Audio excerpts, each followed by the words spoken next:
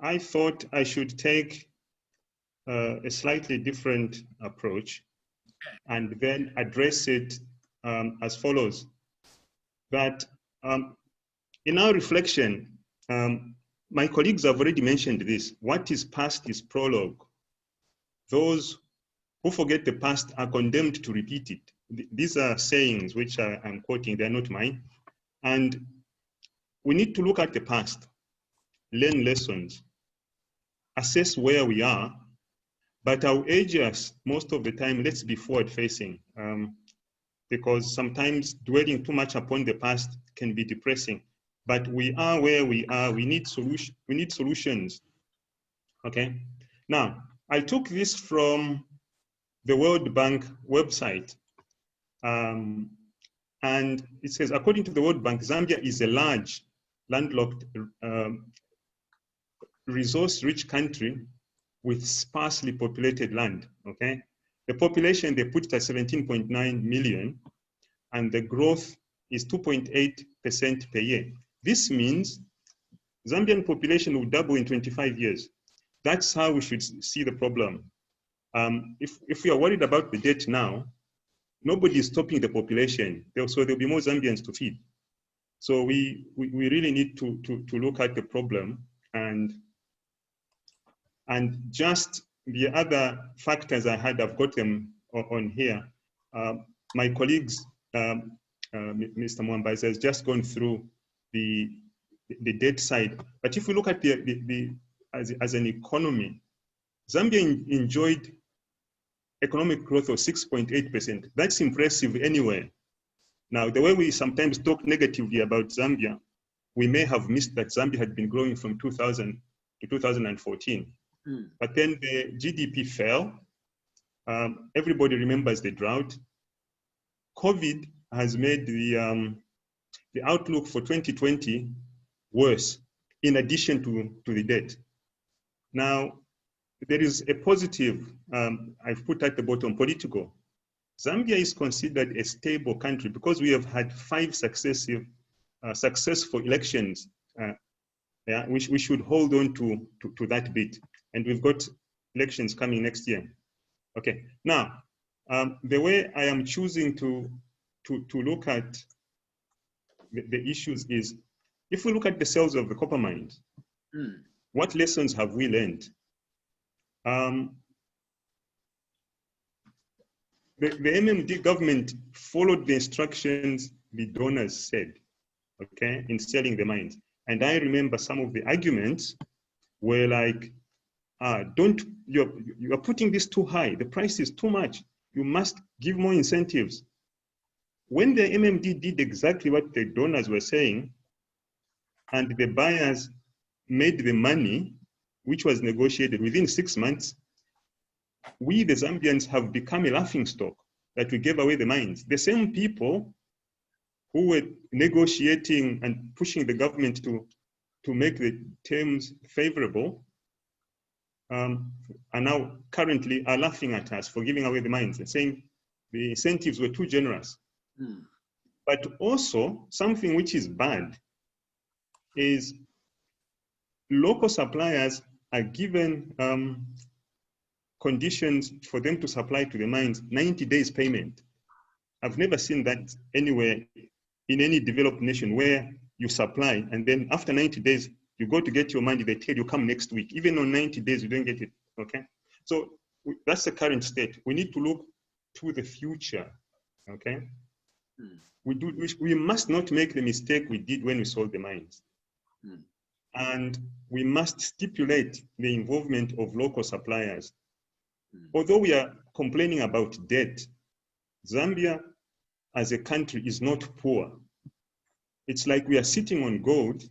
We are poor because it's not in our bank. It's in the soil. But other people come like moles. They come and dig the copper from under us. Everybody involved in Zambian copper. The Swiss now, we don't even mention the Swiss. They are making so much money. Yeah, there's a lot of companies, they're not even in Zambia, yeah, in Switzerland, which are involved in a supply chain. All that supply chain is to make sure the money is distributed somewhere else, yeah. So we need to look at that. And in the future, we need to make it clear, if an investor comes to the country and the country is not benefiting, whether the mine closes or it doesn't close, then it's not going to affect Zambia if we are not benefiting. And then human rights. If you look at human rights, citizen freedom, we had one-party state, then we transitioned with MMD government. MMD government was given overwhelming mandate, okay? So now we have multi-party. Current situation has degenerated into political, tribal politics. Political violence too common, okay? Not the best situation if we want rapid development. Remember, the population is growing. That's what we should worry about. How are we going to have resources for the people? Poverty levels too high. So the future, when you're looking into the future, our current political system is not fit for purpose. I don't see why a political system we must fight all the time. Okay, yeah. The way we run our churches, those of us who run churches where you elect people, there's no fighting and nobody owns anything, and those churches go, the churches go on, and people move in and out of leadership, and you employ pastors and so on, and it works. We have, I'm glad my brother, Dr. Chiro, mentioned this. We have forgotten our tradition. How did we rule traditionally? Everybody was taken care of. Yeah, that's our African way. Why can we not translate that into a country? And anyone who did not want to cooperate with within the village, he was thrown out of the village to go and live by themselves. They went and started their own village. And if we translated that in form of a country, we'll find our own political system where the person is more important than one person pitting one person against the other. And then we must put some targets on the ground, like 100% of the Zambian population must have access to clean drink. That's like a simple thing. By 2040, we are only 18 million. There are 18 million people in Beijing alone, 24 million in Shanghai. Yeah, and they're not carrying water on their heads for doing anything. So the population of Zambia, 18 million, is low. We have got a debt. Yes, we have to solve that. Yeah. Next thing, citizen involvement. When we see something wrong, what are we doing? Usually we are on social media posting. Yeah, we need to be active participants. That's right. Yes, we need to be active participants. I've put a few things there that may not be complete. That were just my thoughts. And then social media, we should use it for good, not for gossip and slandering and so on. What we are doing now, that's what we should use it for, sharing ideas. Okay? And the sharing of horrific accident scenes, I would like that to be made illegal and people to be prosecuted.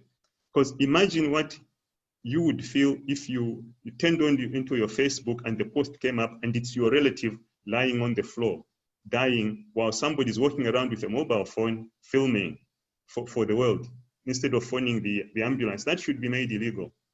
Yeah. And then not every problem we look at is a political one. We see somebody misusing something, we need to test the system, report them.